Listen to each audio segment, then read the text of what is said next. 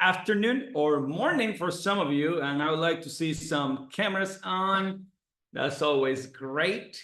And see your beautiful faces and connect and share a mastermind with you here in Gap Mastermind. So Gap is growth, action, production, and productivity. And this is all about giving you actionable strategies so you can take and grow your business, increase your production, and ultimately take things to the next level. We meet here every Monday. And, I know that the market is super hot and things are definitely looking up for us as realtors. I mean, we are doing in September twice as many contracts as we did in August. So a lot of people busy out there. It's looking amazing, and improving, sharpening those skills is what gets us there. So I'm very excited for this session today, because it's all about what comes out of our mouth, but also what we take in, right? So if you're not listening properly, then you might not be able to communicate effectively to make an impact on that person that you're trying to make an impact on, whether it is a buyer, a seller, or another agent that you're bringing on to your team. That communication makes a big difference, and a lot of communication is that listening. So today I'm going to do the honor and introduce our host, our speaker that's going to bring the fire, and a personal friend of mine, and we go way back, and I love this guy, not because he looks way sharp, and I get inspired every time I see him, especially with his studio set and all the good stuff. I need some flowers on my studio, Alex. I'll tell you that much. Those sunflowers are amazing. But Alex Haigh is the CEO of the Haigh Group in the Treasure Coast, one of the top teams in the area, one of the top teams in Florida. And yeah, I keep my eye on you, Alex. I see your numbers. You're crushing it, man. Keep it up. And he focuses on luxury, but also first-time home buyers.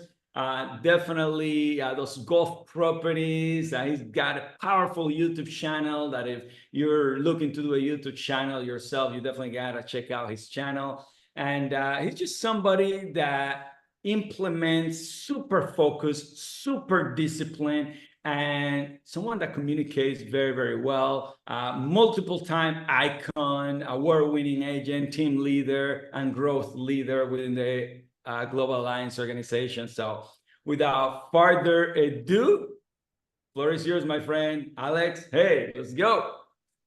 Thanks, Carlos. Appreciate that. You guys can all hear me good? Got some nods out there? Awesome. Yeah. All right. Well, Carlos mentioned a little bit about what I'm going to talk about here today, and I'm going to bring in, I don't know if some of you know or may not know, I have a podcast which I bring people on occasion. It's called the Stoic Agent Podcast, and I have a real affinity for ancient wisdom and how that wisdom can be used and deployed into everyday life here. So my intention for today's presentation, the title here is The Art of Listening and Communicating. And really my overarching, so I'm kind of going to try to do right now what I'm going to implore upon you to potentially do with others. So what I'm doing right now is setting the stage for what it is that I want to present. Now, the art of listening and communicating, there's nuances to all that, which I'm going to get into a little bit here. But also there's a framework. So what I'm trying to do here is have you understand a little bit more of a framework of why are some people good presenters and others may not be. And there is actually a framework for this. And what Carlos did there, he did a little bit of something called ethos. So ethos is authority, right? And we talk about authority, and it's been mentioned in a lot of the Kitchens and Jay and those guys mentioned being an authority. So what he did there was he set me up of giving a little bit of my background, right? So anyways, a little bit of my background, been in it for about 20 years. Got some gray hairs from all that, both on my whiskers and my hair here. And so I've learned quite a few things over the years. And, I would say that one of the things that I've been good at, and actually recently, as I've dug more into this material, I've been pretty good in a lot of ways with presenting logic. And so I'm going to kind of give you a little sneak peek in here a little bit. So there's logic and then there's emotion. And you know, and dig in here a little bit later here on people make usually decisions. They start with logic and then they base their decision ultimately. And there's a lot of studies out there what percentage people make decisions based on. And it can go as high as 90% emotion.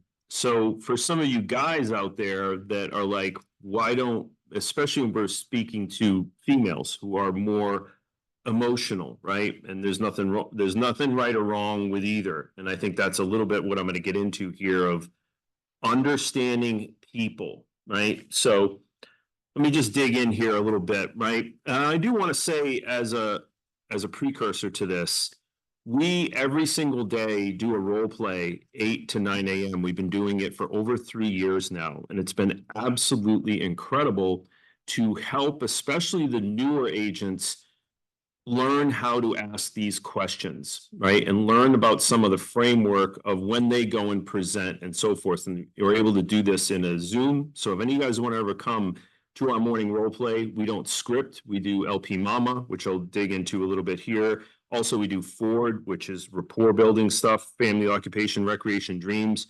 So I did want to preface it with that it's great to understand this stuff, but unless we drill it and we practice it, actually, at least in a role play room, we don't want to be practicing on customers.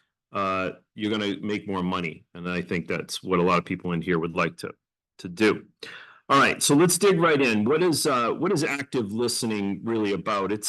It's more than about understanding. Let me move my thing here so I can see Candace's beautiful slides. Thanks for your great slides here, Candace, with our Canva rolling stuff going around there. You know, active listening has more to do, honestly, with the non-verbal cues that people give us. And I don't know if anybody has ever heard of the study here. I'm going to go a little bit ahead, but Albert Meherban went into, you know, I don't know if anybody's ever heard it, but that 55%, and this was a whole study that was done, they put two people together that had never been together before and gave them a set of questions and presentations. Anyways, what they found was those two people that didn't know each other, they tested them after they came out. And what they found is that 55% of how somebody said something was conveyed as opposed to actually what they said, meaning 7% of the words that they actually said were assimilated, but 55% was on kind of their body language. Also, there's 38% in there of like what their tone of voice was. So just kind of giving you a precursor to that. So paying close attention to what people say is looking for those nonverbal cues. So when somebody's saying something to you, again, it's not necessarily what they say, it's how they're saying it. Are they looking away when they say one thing, meaning they're kind of being a little evasive in that point, right? So that's what I mean by active listening. It's not just hearing, it's watching what they're saying and how they're saying it. And when we actively listen, when we really, really actively engage, and that's putting this away, especially when we go into presentations, don't be looking at that. When we're looking over at that, it's basically saying to somebody, this might be a little more important than you. So if you're out, and so Carlos mentioned here a little bit earlier with our customers, but I'd like to think this can help us in our everyday life. Does it annoy you when you're sitting with somebody and they're looking over at their phone? How does that make you feel? Well, that's how someone else is going to feel when you're looking at your phone. So just think about that from an active listening standpoint. From this whole presentation, one of these little keys might help you understand why your communication might not be as great as you think it is. So when we active listen, we're really paying attention, no distractions, all right? Now, clarifying questions. One of the things that we do in role play, we talk about it being that broad questions lead to more acute questions. So we ask broad questions, and then we ask more clarifying questions into that. Another little, I forget what it's called. Yeah, it's called ARP. I forget what that is in a second here. I'm having a brain melt. But has anybody ever heard of ARP? Okay, I'm surprised Carlos hasn't heard of ARP. So ARP is acknowledge, respond, and pivot. So acknowledge is, this is the active listening. You said this, right? So, okay, you said you want a 3-bedroom, 2-bath with a pool, this square footage, this distance from this pool.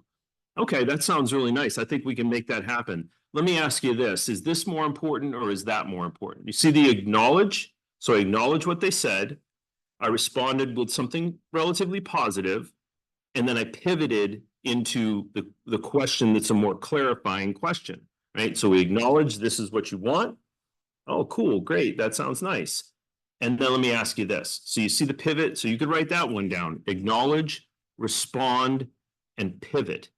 So you are in control. Anybody, I'm sure you've heard this one before, that whoever is asking the questions is the person that's in charge of the conversation. So if you're constantly on your heels of answering their questions, which is great, you want to be able to do that, but you're not controlling the conversation, right? And not that we're about control here, we're about straight line selling. And I'll get into that in a little bit, our beloved Jordan Belfort. So again, acknowledge, respond, and pivot. Those broad questions lead to more acute questions. Now let's get into a little bit of what we were talking about with those non-verbal cues. Non-verbal cues. This means, does everybody know what this is? Do you need to speak Chinese? I mean, is this the same in Chinese, Mandarin, Mongolian, African, whatever? Like a smile is a smile. So that's a non-verbal cue. What's this? That's not the potential nonverbal cue. We have to, is it cold in the room?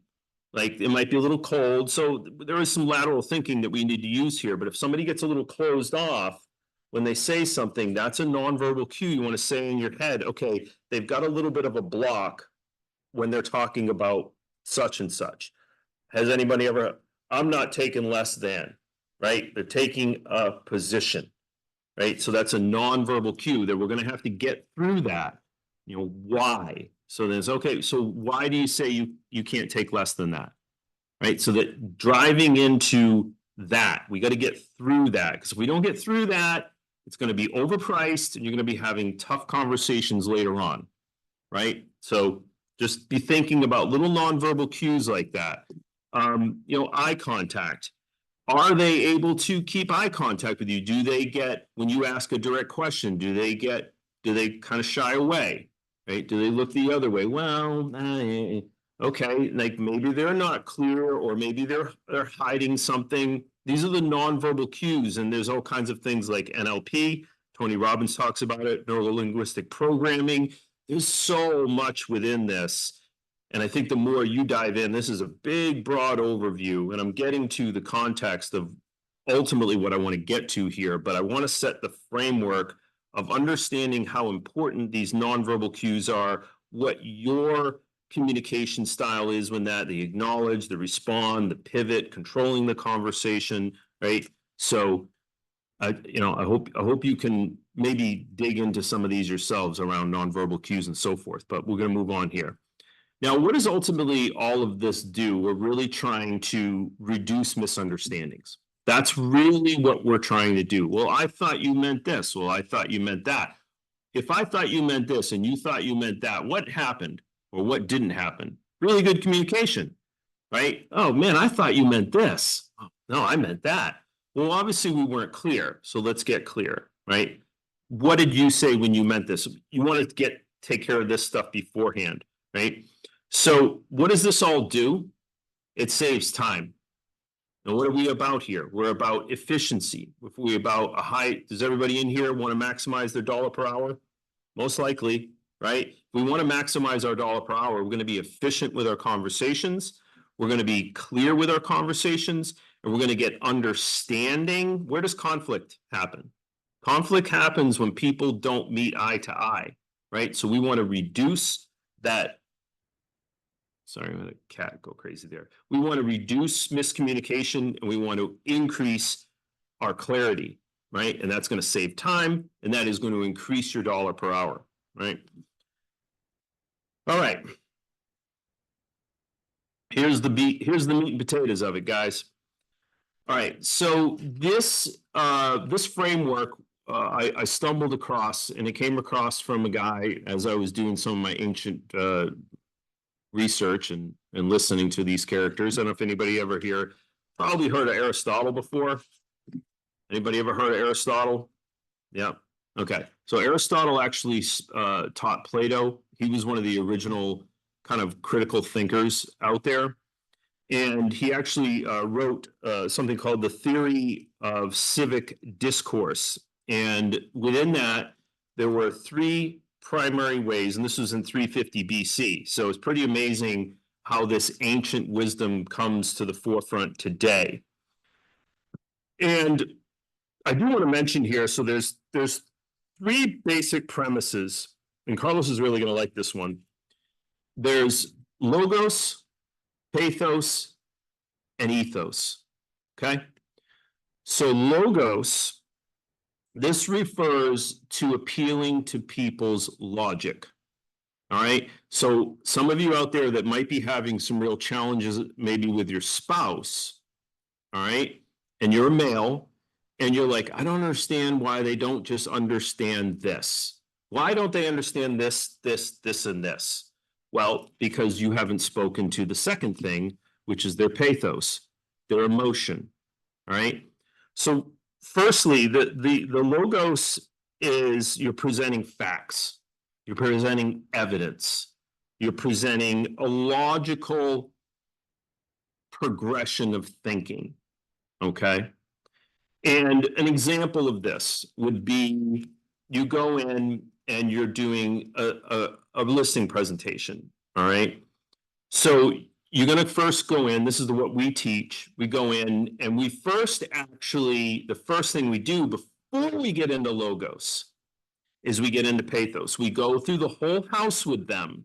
Now we are going, okay, what age is the hot water heater and all that kind of, oh, that's a new roof. Okay, great. You're this distance from the neighbor. Okay, great. Oh, this tile came from Italy or whatever, right?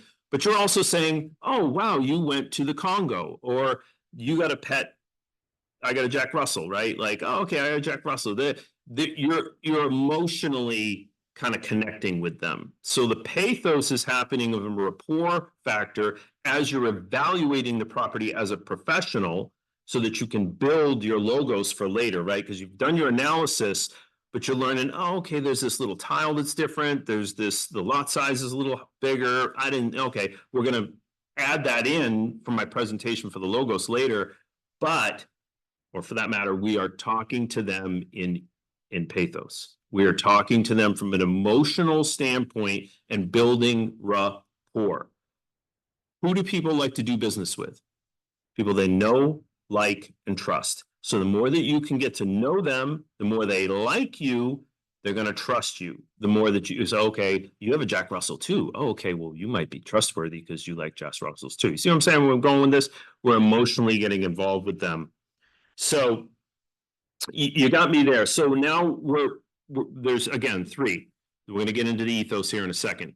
But that logos is we are okay, I'm going to talk to you about the macro picture here. What I'm going to go over here in my presentation is going to be, I'm going to go over the macro picture. So I'm going to show you the inventory of homes, the average price per square foot, what the inventory is as far as month supply, right? I'm going to go over a macro picture. And then what I'm going to do is I'm going to get into more of a micro picture. So I'm going to evaluate your home specifically for that comparative market analysis. Then what I'm going to do is I'm going to go into our marketing.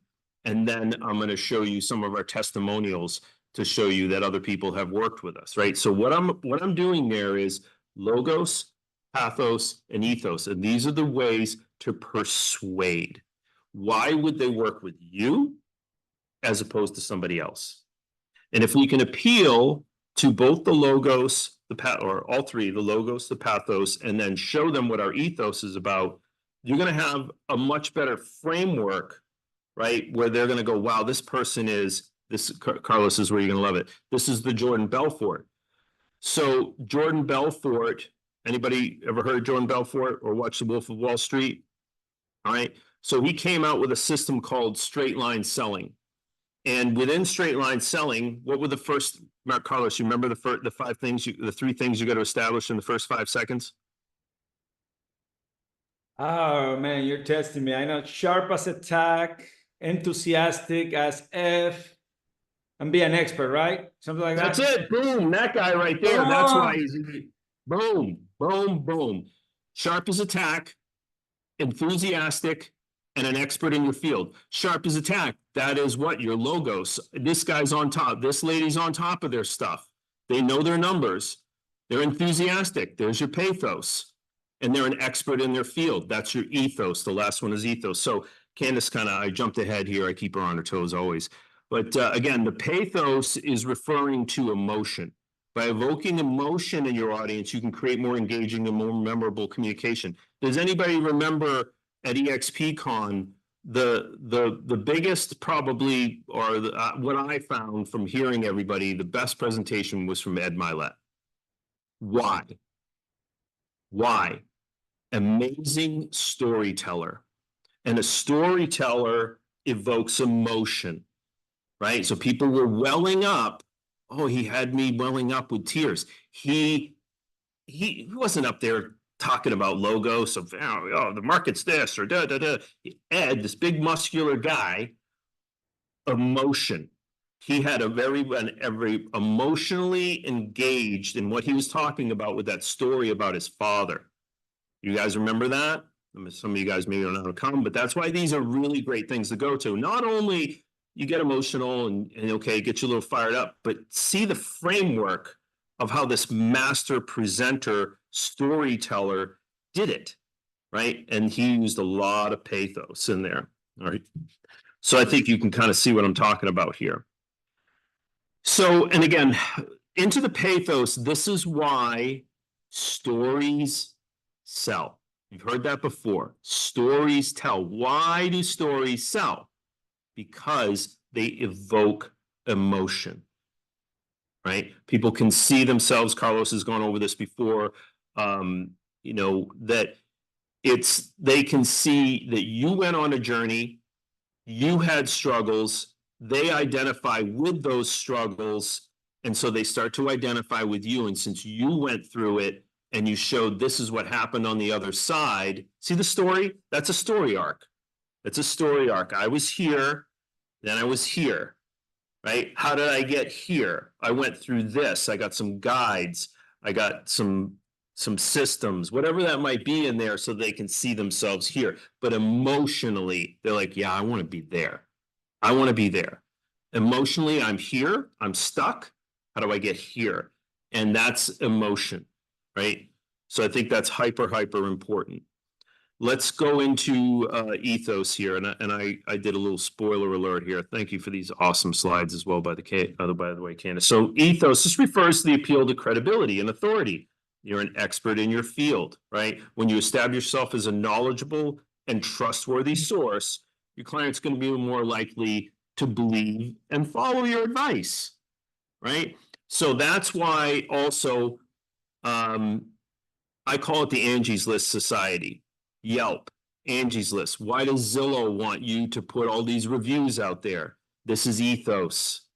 People go online, and some of them are like emotionally they want to sell, or emotionally they want to buy, or logically they want to buy. But what are they going to do? They're going to go online. They're going to, if they don't already have someone that they know, like, and trust, they're going to go online and they're going to look for ethos. So this is going to help them with their decision. So what you want to do is I really implore upon you all to either get all of these or at least one. If you are starting out, if you're a new agent out there, you're going to have some kind of website, I hope. And EXP is amazing. You can have Lofty, you can have all these others. There's a place there that you can put testimonials in. Get some testimonials. That is going to shore up your ethos. Okay? Zillow, or go on to Zillow, create a Zillow even if you're not even if you're not paying money to Zillow, you can put, I would say, have your reviews be your own. But if you don't want to, you can go on to Zillow. They're going to be on a much grander scale. Realtor.com, Yelp. Now, also what you can do for some of you team leaders out there and aspiring team leaders, or somebody that maybe wanted me to start an office. Thank you, Candace, again, for our Google business profile. So if anybody wants to know what I'm talking about, go to the Alex Haigh group and you can take a look at our Google business profile, right? So we have 500 and something reviews on there.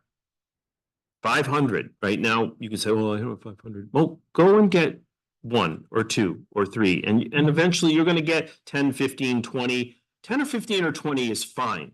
So have a goal by the end of the year. I want to get 10 reviews onto my testimonial site. This shores up your ethos. So and we do market numbers every Monday. We go over with the team on macro, we did a CMA this morning together. You got to be able to understand how to be sharp as a tack, right? That's your market analysis. Enthusiastic. When you go in there, you're smiling. You show up a little early. You get a little Joe Rosen action going. Get all fired up. Like, they want emotion. Like, you're not going in there like Eeyore, like, okay, let me evaluate your house. And, oh, like, great, let's get a little fired up here.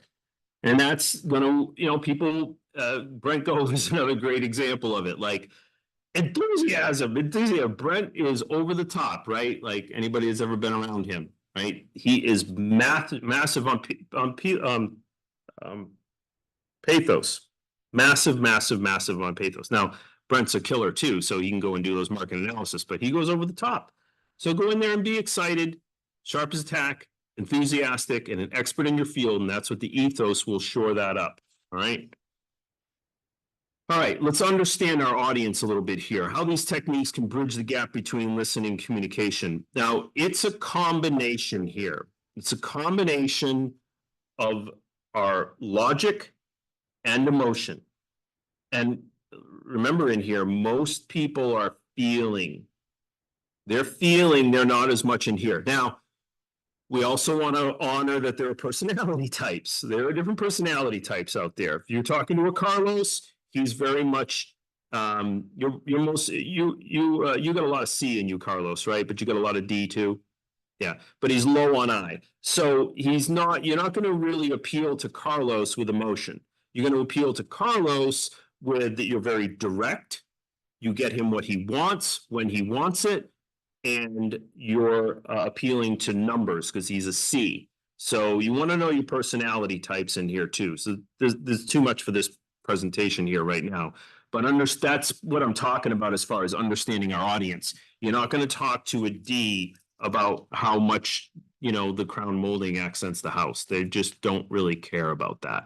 Now, their wife, that might be a different story, or their partner might be a little bit of a different story. That's why we want to pay attention. That's like knowing our audience. Okay, she's kind of an S. She's very amiable, but that doesn't mean that she does not make decisions, right? But we just want to pay attention to her, take care, but she doesn't need to be directly spoken to. It's the D that I need to talk to, but I need to honor her and not bowl over that, right? So that's what I mean by understanding the audience. Now, effective listening involves understanding your client's needs, concerns, and perspectives. So you said this, so you said this, so you said this. These are the 3 important things to you. Is this what I'm hearing? Are these the 3 most important things? That's effective listening. I just don't want to get clear. Okay, 3 bedrooms, you can't have less than a 3-bedroom. You can't have less than this square footage. You have to have a pool, right? Okay, that's what I'm hearing. Great, right? So understanding them also with that acknowledge, respond, and pivot. Remember that one. That ARP is really, really powerful. Now, building rapport. Just as a side note to this is also why in role play we really emphasize that Ford is very, very important. Does everybody in here know what Ford is? If you don't know what Ford is, it's family, occupation, recreation, and dreams, right? So what people love to talk about their grandkids. Well, for the most part, some Ds don't. Some people will be like, don't talk about my family. We have a guy in our group that used to say that in the beginning, but he doesn't anymore because he gets that, hey, you got to be open. You can't just be only wanting to talk to people that don't want to talk to their family. You're limiting all these other people, right? So Building rapport is asking people about their family. Hey, what do you do for a living? Oh, you're a retired firefighter. Congratulations. You're a retired service person. Thank you for your service. You heard them. You don't dismiss or just bowl over it going to your next question. Acknowledge what they say, respond, and pivot, right? Persuasion, by effectively combining the logos, the pathos, and the ethos, you can create a more persuasive and compelling communication. So if we're connecting with them on all these different levels, we understand how they want to be spoken to, what type of personality type they are, how I maybe need to craft my presentation, because you might throw out things in your presentation. If it's somebody that's a flat out S, they're just stable and they're like, whatever you think. That's like an uber S. Well, whatever you think. Okay, great. This is what I think. I'm going to take really good care of you here. Da da da da da. Whereas the D might be like, I just want to know what the bottom line is. Okay, well then you're going to get really direct and get to the bottom line. Don't get into the marketing. Maybe they want, you're going to try to do that, but sometimes I don't do my presentations personally. They're not canned, meaning it doesn't happen the same way every single time. Now, Jay Kinder might get on me a little bit about that, but whatever. All right. So, slide number 8, I think, Candace. Kairos. Okay. This is about timing. Now, this is kind of tying this all together, right? Now, the biggest word that I used in here, I think that really underscores the pertinence of Kairos is patience. You might have a really good idea and have your lock solid case for why they should list at a certain price or that this is the right value they should buy at. But if you go in there and you can't wait to deliver that and you bowl over things that they want to talk about, your Kairos is blown. Your timing is done. You need to flush out everything that they're curious about, cautious about, worried about, any of that. That all needs to be addressed. And then the timing is hyper critical. When we say things, how we say it too, certainly with or do we have eyes open? Do we have a smile on? Are we using language like this rather than like, let me tell you, this is what your house is going to sell for, right? That is going to be very, there's going to be a lot of friction around that, right? Nobody wants somebody pressing in on them, right? So when we're actively listening, it's essential for our timing and our response. We don't want to be interrupting people. So I'm talking about flush everything out. Flush everything out. Don't ever step on people. Now, Carlos is actually pretty good. I've noticed, I watch Carlos a lot. And sometimes, this is a nuanced thing I'm about to deliver here. Sometimes it's actually better to continue with what you're saying because you sometimes need to establish, especially with D's, who will bowl you over if you won't establish yourself as at least kind of a peer. You almost want to be just kind of below them, even though you might know a little bit more than them, but you don't want to come across like you know more than them.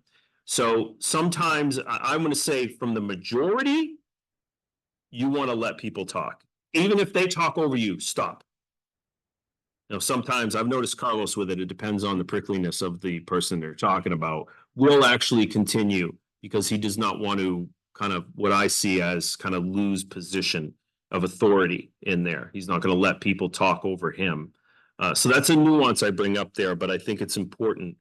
One of the things that I really like, and I try to do it, is to listen so intently that somebody says, are you still there? And if you can say, yep, just listening.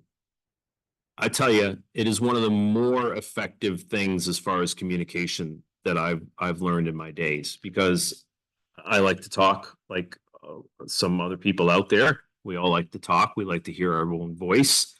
And that's where patience comes in. It's not about us. So it's waiting for people to get everything out and then even asking them more questions into it before we potentially deliver what it is that we want to deliver. So my ultimate point in here is to underscore Kairos is the timing of when we say things, how we say them. I went over the active listening. I went over eye contact. I went over you want to have open body posture. Where are you sitting at the table? Some people want to sit at the head of the table, that whole thing. I would advise, if you can get the head of the table, get the head of the table. This has to do with body language. This has to do with setting, right? What is the setting like, right? So I think that's important. That's not important. Okay.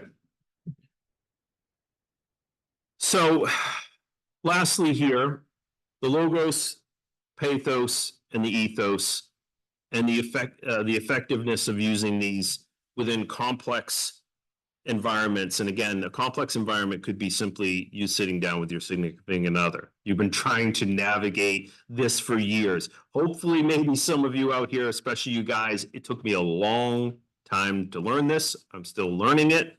Might be the reason I'm not married, but I haven't always been great with the pathos side, with the feeling side. So especially you D's out there, you C's out there that are like, F your feelings, doesn't matter.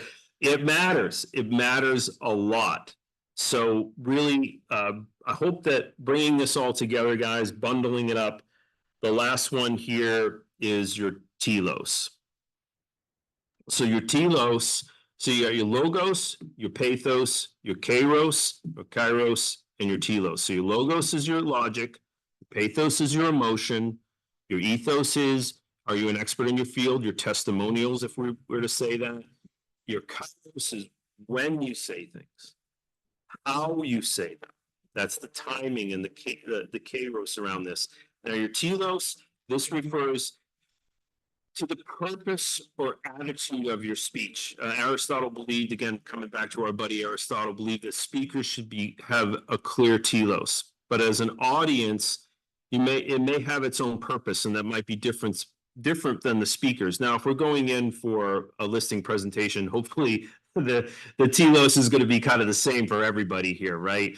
But what he's talking about here is when you're talking to a broader audience, okay, this is getting a little more nuanced with this. Are you going to talk to a group of boomers the same way you're going to talk to a group of millennials?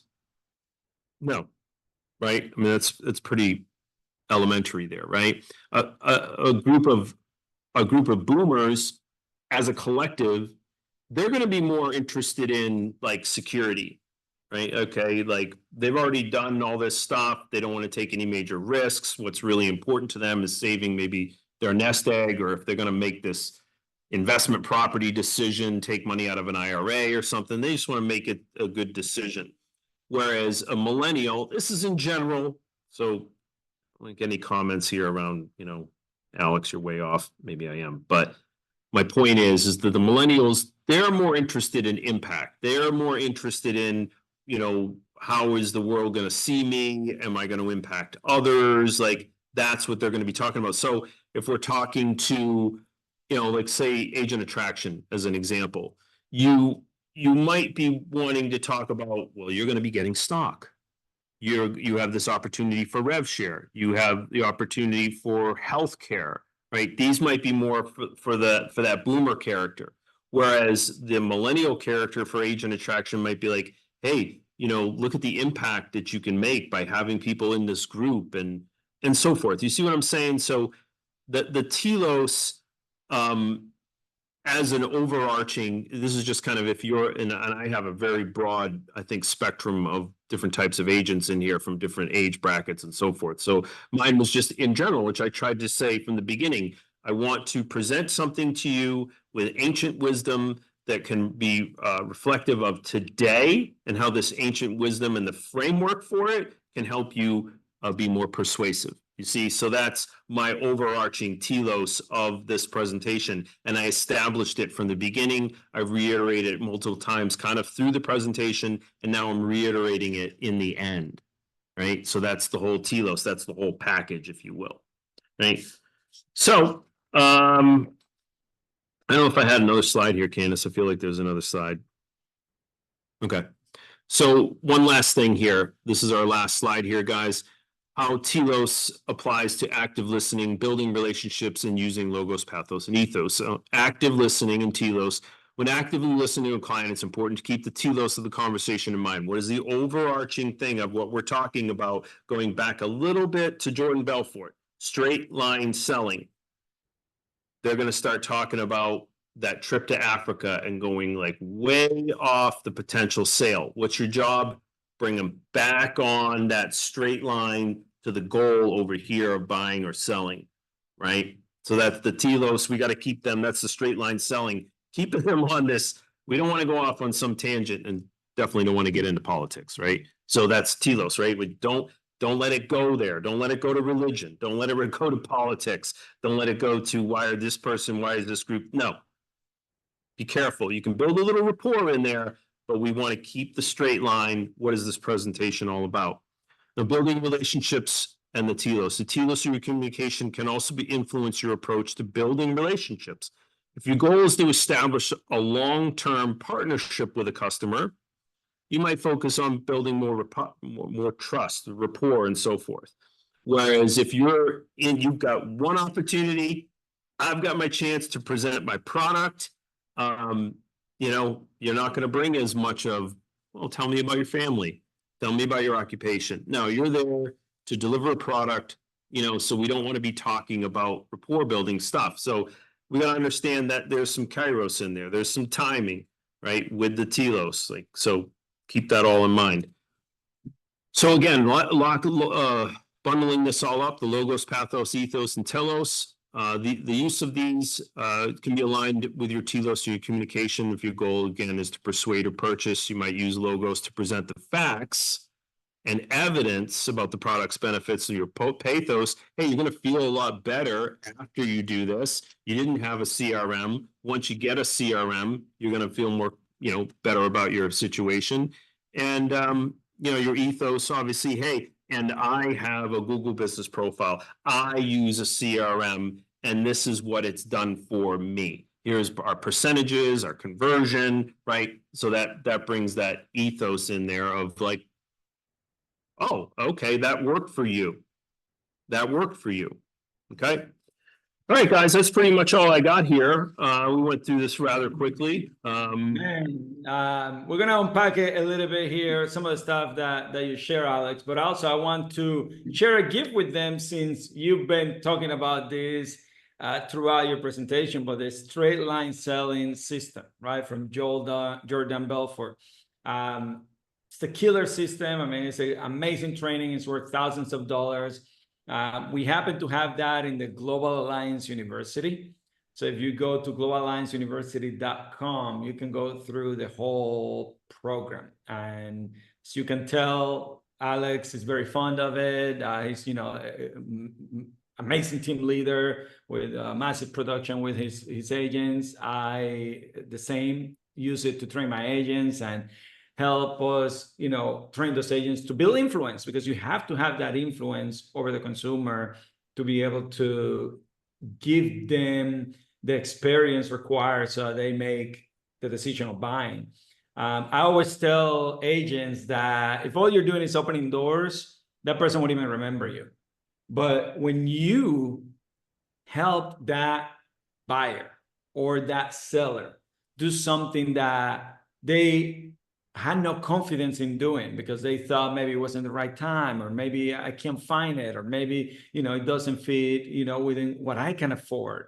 And you actually empower them. You influence them to see something they couldn't see before. They're going to be in the kitchen table, cutting down the dinner and talking like, honey, can you believe this? Like, if Alex had not presented this in such a way, in such an influential way, we wouldn't be here today. Like, he's so amazing. Like, the fact that he was able to hit all the, different elements to help us see the picture. Like, he was so great. It wasn't just about opening a door. It was about hitting the elements that gave the buyer confidence, or gave the seller confidence in selling and moving up to another home, that gave them the confidence of removing the narrative from the news and YouTube. Like we had a buyer recently send us some videos from YouTube saying that, the market crashed 40%. Yet we have buyers having to win bidding wars right now to get into a home. And then prices, if you look in our market, I don't know your market, but in our market, prices actually went up a notch recently. Inventory is still low, right? So you need to develop the communication skills to, yes, do that active listening, do that rapport building, and take all of that to help them make the right decision for them. Because people make decisions they want to make. We're just there to be a guide so that they get to where they're going to go. So what area, Alex, would you say is where most agents struggle? Let's say, on the listing table, like out of all of the areas, which one would you say requires the most development? This might be a little bit of my bias, but I'm gonna say actually. So I think there's two things. The logo side. I honestly think that the biggest struggle that people have is not being able to evaluate properties properly. And what happens is because they don't understand it and they're not able to convey look, there's a difference between price and value. So value is what an appraiser puts on, pricing is what a realtor uses based on what they think valuation is to price it close to that, right? So more consumers, because you got Zillow out there and people who have a really good idea of value. They got a decent idea of value. You want to be able to supersede that. So one of the things that we do is, again, that macro picture, and that's kind of what Carlos was talking about. Markets crashed by 40%. Not what I'm seeing. Here's the numbers. So whoever told you that, where are they getting their information from? That's one of the things we do in role play. What is that agent doing? Where are they getting their information from? Because I'm just not seeing it, but I'm happy to be wrong. So I'll do that. I'll say, this is what I'm seeing. This is why. So I'll do price per square foot in a certain bracket. And I'll say, yeah, like actually prices have gone up by 3% in this bracket over the last year. Now, in your specific neighborhood, this is the macro picture in your specific neighborhood, that's getting into the valuation, Carlos. So I think if people that really take their time, one of the most important things, and I learned, and I'll stop on this, the first broker that I worked for was actually an appraiser by trade. And so he taught me to look at property. He taught me how to do a market analysis from the very, very get out. And I think it's one of the stronger parts of my understanding of how to convey value. I love that. And that is necessary on both sides of the equation, right? Because the buyers, they want to know that they're getting a good deal, that they're buying a property at a good value. They also want to know how to make a competitive offer, right? And on the seller side, they're trying to put the property on the market, maximize the numbers, right? So, and this is a great thing because obviously, as you mentioned at the beginning, my strength is not the emotional side, the high. And I've won in life a lot just by being quote unquote analytical, right? Like being sharp, being the one with the data that nobody has. And yeah, I build rapport and here and there, but because I have the data, anybody can be nice. Anybody can be a friend, and that's necessary. And I've been out-friended before, believe me. So I've lost my fair share for forgetting to build that rapport and, walking around the house and saying, oh, your puppy is so cute, right? So believe me, I've learned my lessons. But you also win so much when you know how to do those CMAs, how to convey value, how to give them clarity they couldn't see before. And that is what they're looking for in an expert, so somebody that, especially if they were born by the first realtor, because a lot of that first realtors that buyers or sellers work with are friends or family or, a referral that maybe they didn't have the experience, maybe they had a bad evaluation. And then you come with your expertise and, your data, they see it's total different ball game. So I encourage everybody to do that, to work on those elements and implement different improvements in those elements so that they can be stronger.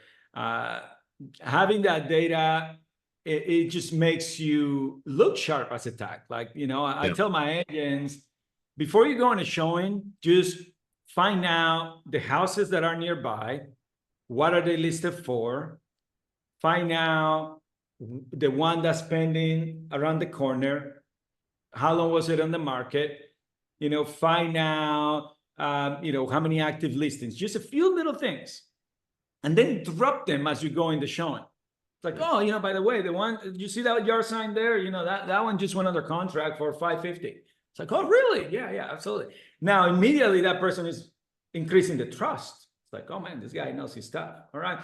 And, actually, now that one went under contract, there's only 2 other properties on the market. Now, those are a little bit bigger.